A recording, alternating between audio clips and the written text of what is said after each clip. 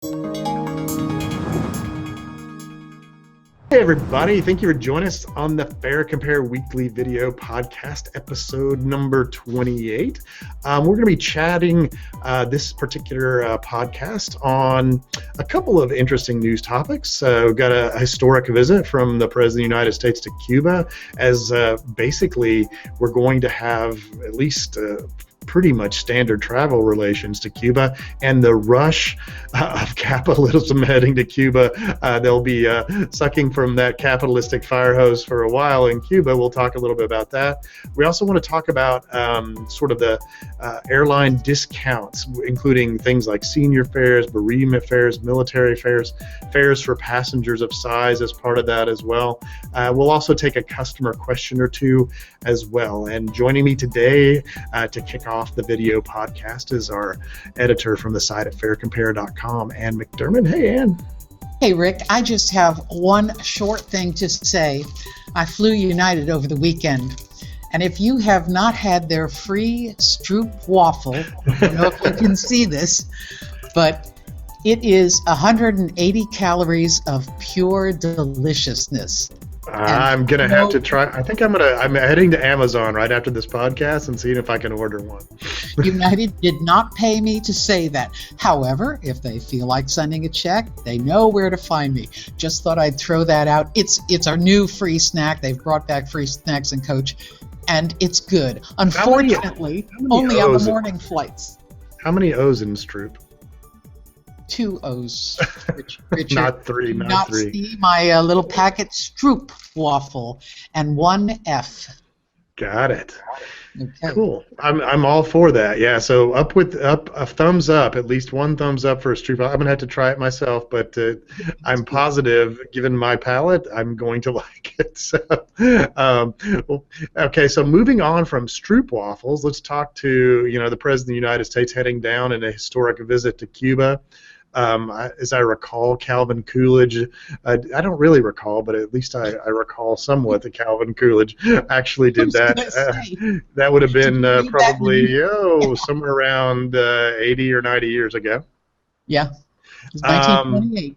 Yeah, so, and, this Cuba story we've been on quite a bit as part of the video podcast, but I have never seen such a rush. It's almost like the Cubans are going to be drinking from a capitalist fire hose here shortly, right? I mean, these are the announcements I've just heard over the past few days. First of all, we had this sort of 12 category list that you had to be in these 12 categories in order to fly. Apparently, there's a new category called "You're a Tourist." And therefore you can pretty much go, if you're a tourist, by yourself, which means you can just buy your tickets. So that's sort of hurdle number one. Number two, I saw announcements from Booking.com selling hotels. Priceline Group is part of Booking.com. I also saw Airbnb. I saw Marriott and Starwood saying they're going to do some stuff for hotels. The airport's getting a whole new terminal and some more runways. The cruise port is potentially going to get a facelift and an upgrade.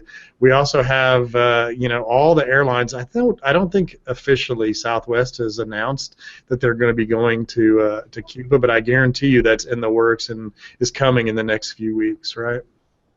Well, it was interesting. The pictures I've seen on the news is Cuban people lining the streets waiting to see President Obama, and on the here we all are metaphorically lining the streets, watching what's going on too. It's pretty amazing, right? There's a lot of pent-up curiosity and demand.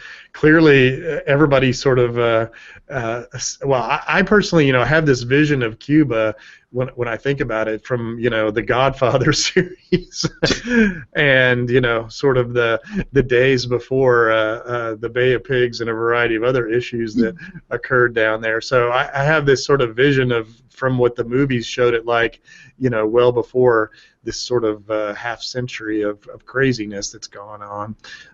And so I think there's a lot of people curious and interested. It's only 100 miles from the coast from Key West.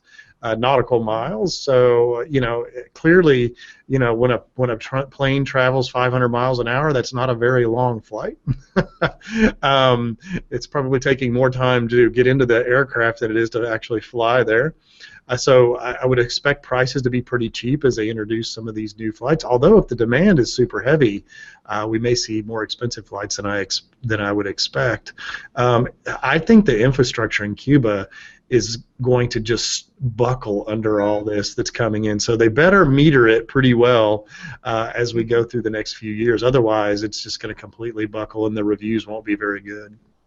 Well, once the airlines begin their flights for individuals as opposed to charter flights like we have now, FareCompare will have these flights on our site, and you can compare the prices and get the best deal as you can for any travel anywhere.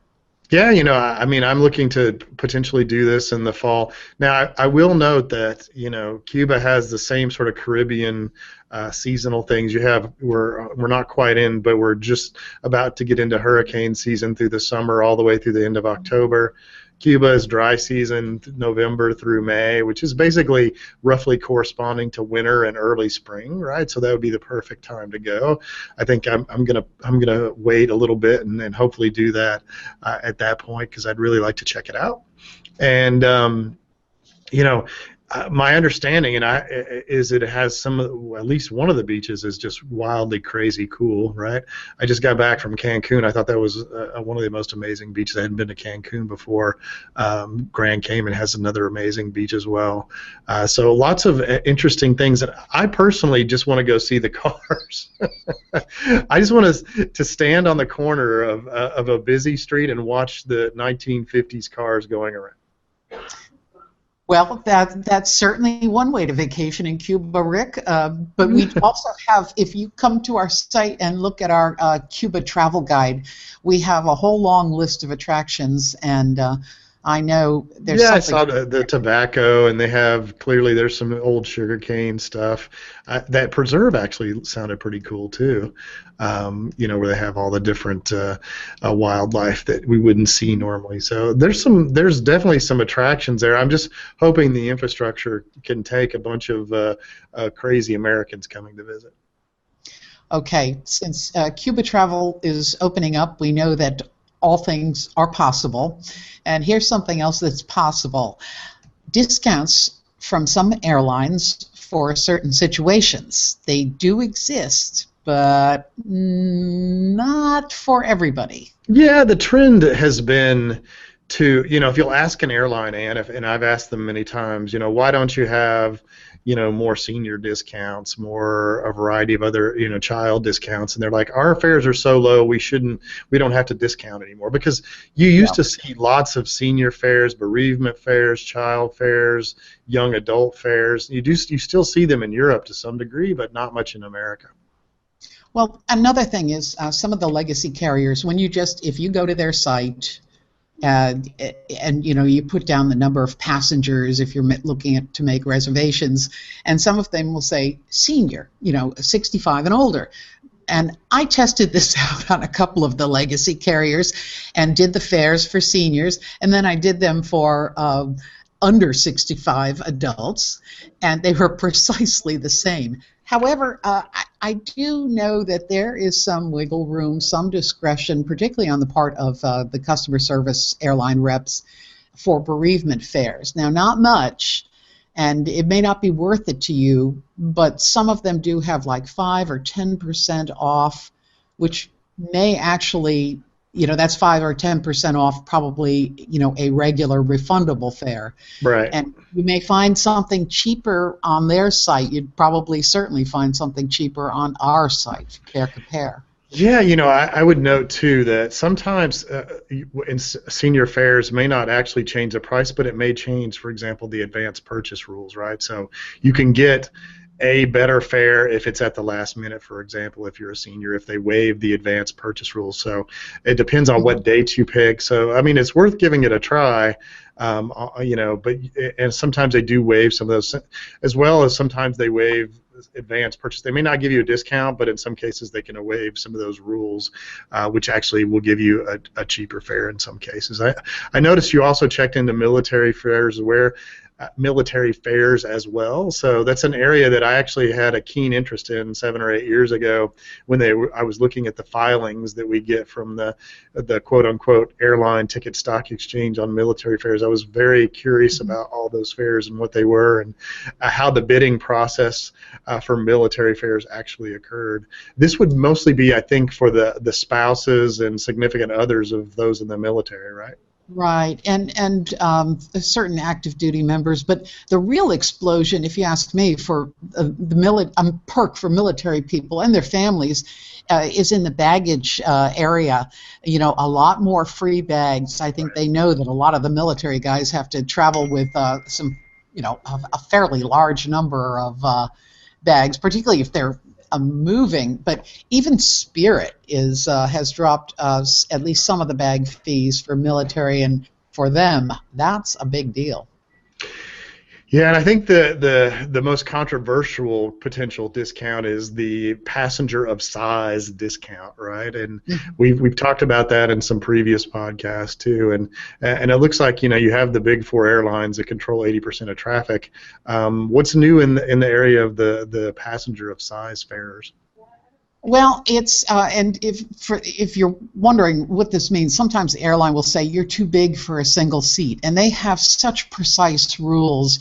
You might want to read up on it. It's not just if you can get the belt buckled. They don't want anybody overlapping over you know, the armrest.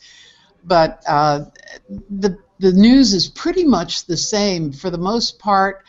They're going to say, you know, you may be required to get a second seat, but nobody may tell you, so you could get away with sitting in one seat. Southwest probably has the best deal around. They say if you know, put yourself forward and say, hey, I'm going to need 2 seats and I'm going to need them together, obviously, you can get a refund for that second seat after the flight, which you know, you get 2 seats and you're paying for 1. You can't beat that deal. And that's a refund only if there was an empty seat on the flight, right? I don't think so. So you just get yeah, we'll have to check into that, actually. Yeah, I've read it again and again, and so basically you're going to pay for one. You pay for 2 seats ahead of time, but get a refund for the second seat. Yep. Yep. Interesting. Yeah, so no, that's a pretty good deal. But one last thing, I always suggest, and I learned this from you. If you're not sure if there's a discount, ask. You know, it's not. It can't hurt. And sometimes you have to ask multiple people. Some people are more empowered than others. Some are listening more. You know, doing stuff through email is very difficult to do. You really want to do these sort of things by actually finding a human, which is much harder to do nowadays, by the way. Yeah, and, you know, be nice. I'm sure every single person who is watching or listening to this podcast is very nice. But the airline reps, they get, you know, let's face it, people call them to complain, and they get a lot of people yelling at them. Right. But be nice. I always think, you know, that'll go take you so much farther. I guarantee you it does. I've tried both methods in the past 35 or 40 years, and I'm positive I know which one works. And the nice route always works, yeah. Well, here, you can answer some. We have some very nice questions from some of our customers, and they're both good. Priscilla asks, is it best to purchase airfare along with a resort reservation, or should you do that separately? Yeah, so this is what you would call packaging back at the turn of the century. I'm using the word century and decade today way too many times. They would have had what's called dynamic packaging. Here's sort of the theory behind packages. Airlines don't want to undercut themselves. Hotels don't want to undercut themselves. But if it's part of a package and the package is cheaper, you don't really know who's undercutting it. Therefore, they're not undercutting their own prices, right? Oh. So that's sort of the theory behind it. So let's say one of them costs $100, the other one costs $100, but I can sell it for $180 because you don't know where the $20 discount's coming from, right? Okay. And now that does happen from time to time. There is discounting that goes on. Packages are not as popular in the U.S. Most people actually shop a la carte or separately, flights and hotels separately. I can tell you for one thing, these package deals usually are way better deals at the last minute. In fact, in some cases, it's worthwhile to shop for airfare and a package for car and air, or air and hotel. And sometimes, especially if you shop for a cheap hotel, you can just throw the hotel away and it's still cheaper than the total airfare. So it does certainly at the last minute.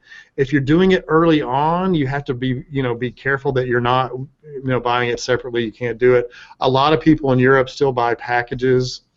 Also in Asia, they do a lot of packaging. It's just not as popular here in the United States. So the answer is it depends, and yes, it can be cheaper. So clearly you want to buy the cheapest stuff. Many times with packages, you don't have as much flexibility with which flights you can pick, for example. Which are usually not the best flights, by the way.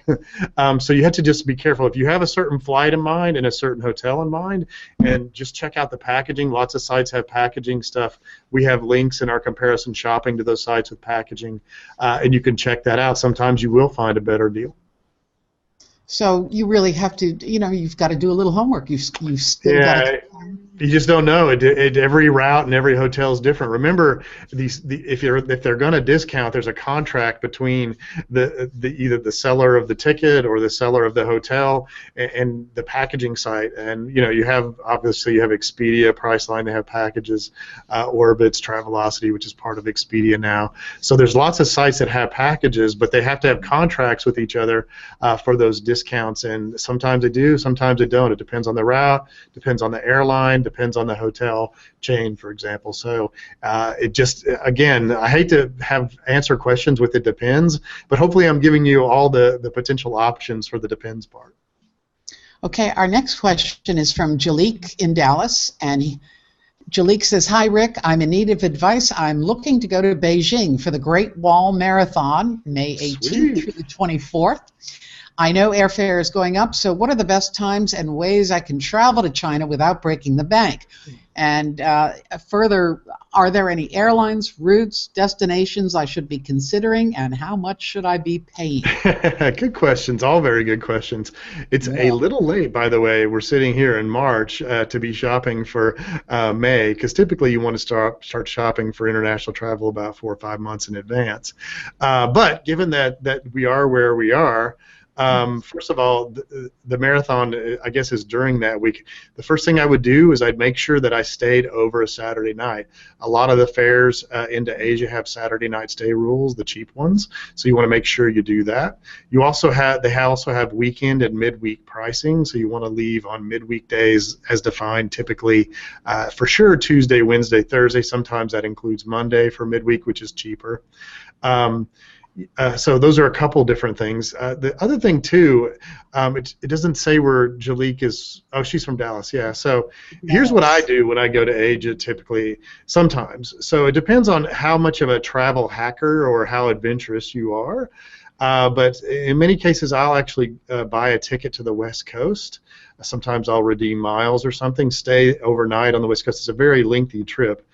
So I'd like to sort of take 3 hours off the trip and spend the night on the West Coast and take an early flight to Asia.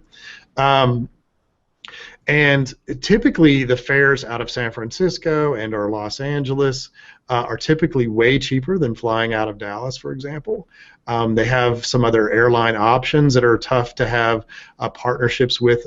Basically you have Southwest and American. Your Southwest, you can't really buy a ticket on Southwest and go all the way through. So basically you're buying American. Now you can, connect in some place like Denver with United, and you can actually take Delta to the West Coast, and they do have some fares there. So if you're willing to sort of split your ticket purchase up, leave plenty of time for your connection. Remember, the one nice thing there's two things that are bad about that. If you tend to pack heavy and you check a bag, then you can't check your bag all the way through if you split ticket. In this case, I probably you'd take a bag if you were running in a marathon. I'm not sure, but if you're staying for a week, we've stayed 2 weeks in Europe without checking a bag, and not felt like it was too painful. So the price point typically for that particular trip can range Depending, out of Dallas, you have a nonstop. That price probably in the May timeframe historically would be around on the nonstop between $1,400 and $1,600 in coach.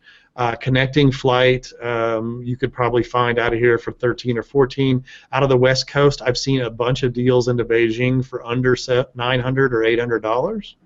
So you could slide in from Dallas. You have Virgin America, Southwest, American, all flying to the West Coast for $200. So that would end up being just over $1,000 if you were to split your ticket purchase. So the range is going to be between sort of $900 and $1,600 depending on how adventurous you are.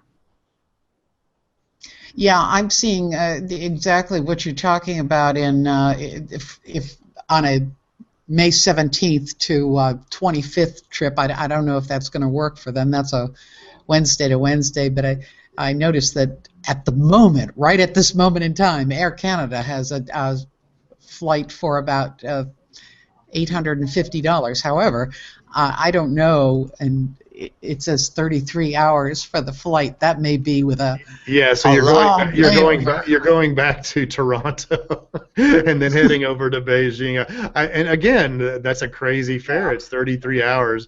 You're probably a double connect, and you probably have an overnight connection as well. There's some crazy routings at cheap prices, right?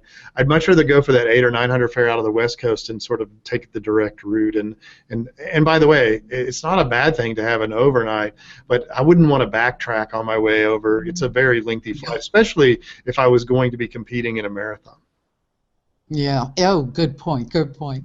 Well, we want to thank Priscilla and Jalik for their questions. And if anybody else has one, please submit it to customer.service@faircompare.com. And Rick will... Sure. And by the way, Jalik, you need to start, getting serious about buying that ticket in the next week or so. You don't want to wait too long. Then you're going to sort of fall right into the airline's hands with that. Thanks, Rick. Hey, and by the way, Ann, the other thing that we should note is that we closed down the podcast today. You can check us out on iTunes, Stitcher, SoundCloud. Gosh, the number of events keeps going up. I was looking at the app this morning, FareCompare.com/app for the Adventurist app on Google Play and on the iOS store. I'm curious to see how that's going to actually look on the new Apple 4-inch phone that they announced yesterday, the iPhone. So I'm going to have to give that a look here shortly too. I think I'm going to have to go pull out one of my old iPhone 4s and check that out and see what it looks like moving back in time with Apple. So check the native app out there on the App Store, and be sure and catch us again on the next video podcast. That'll be number 29. Thanks, everybody. Bye.